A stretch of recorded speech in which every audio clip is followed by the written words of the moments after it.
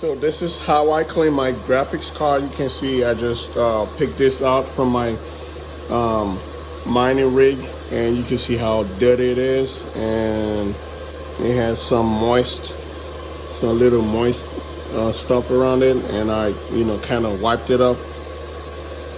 So I wiped this off a little bit, and I'm still going to use the air compressor. So I did a lot of cleaning prior to this video, and now I will go ahead and use my compressed gas.